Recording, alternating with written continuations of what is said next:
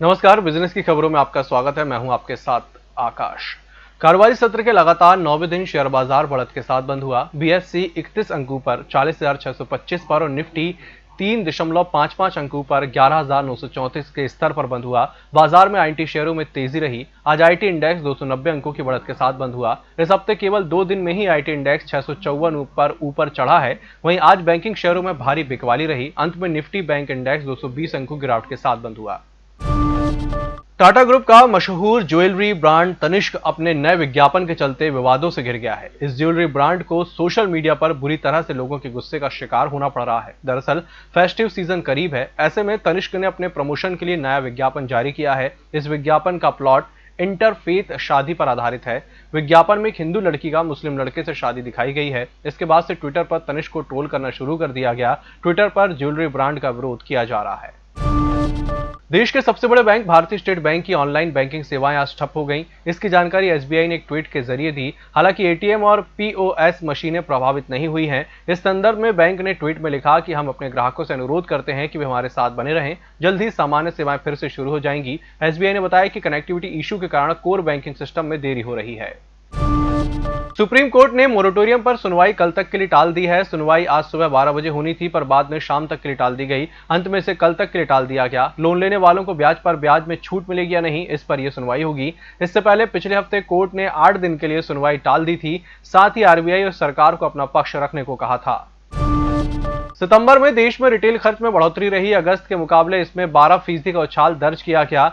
ग्रामीण क्षेत्र में मजबूत रिकवरी की बदौलत यह सुधार आया है। एटीएम और पैसे की आवाजाही के कारोबार से जुड़ी कंपनी सीएमएस इन्फो सिस्टम्स देश भर के आंकड़ों के आधार पर एक रिपोर्ट जारी कर यह बात कही। रिपोर्ट के मुताबिक e commerce, FMCG, client durables, insurance coverage, utility fund, health care, logistics और ट्रांसपोर्टेशन में खर्च में सबसे ज्यादा बढ़ोतरी रही है। इन सेगमेंट में खर्च जनवरी के स्तर को पार कर गया है। होटल गौरीशी भोपाल शहर के बीचों बीच स्थित ठहरने की सर्व सुविधा युक्त जगह है।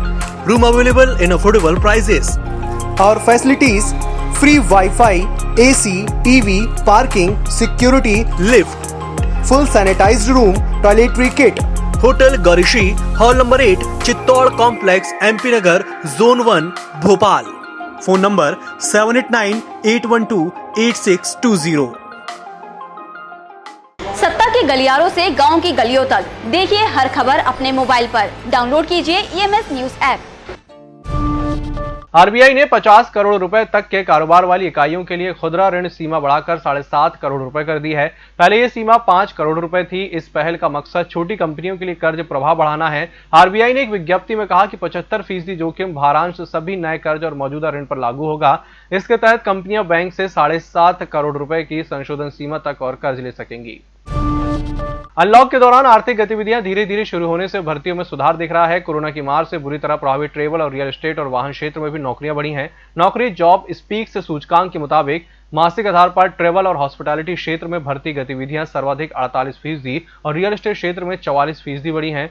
सूचकांक के मुताबिक सितंबर में कुल 1755 नौकरियां निकली। यह अगस्त के 1413 नौकरियों के मुकाबले 24% ज्यादा है। फार्मा क्षेत्र में भर्ती गतिविधियां 44% बढ़ी हैं।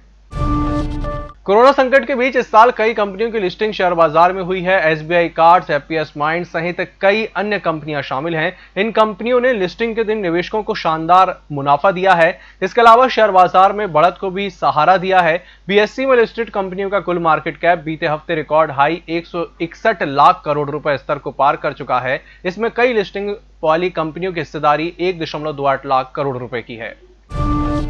अनिल अंबानी की प्रॉपर्टी को जब्त करने की चीनी बैंकों की कोशिश नाकाम हो सकती है। दिल्ली हाईकोर्ट ने इस मामले में चीन के उन तीनों बैंकों को नोटिस भेजा है जिन्होंने अनिल अंबानी को उधार दिया था। कोर्ट के इस कदम से चीनी बैंकों के लिए मुश्किल खड़ी हो सकती है। आपको बता दें कि चीन के 3 बैंकों ने इसी साल मई में लंदन में अनिल अंबानी के खिलाफ मामला जीता था। अनिल अंबानी पर इन बैंकों का 5,276 करोड़ रुपए से ज्यादा का बकाया है।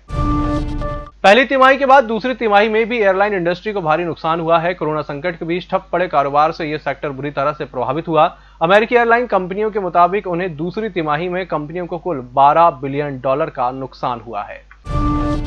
इस बुलेटिन में फिलहाल इतना ही। नमस्कार।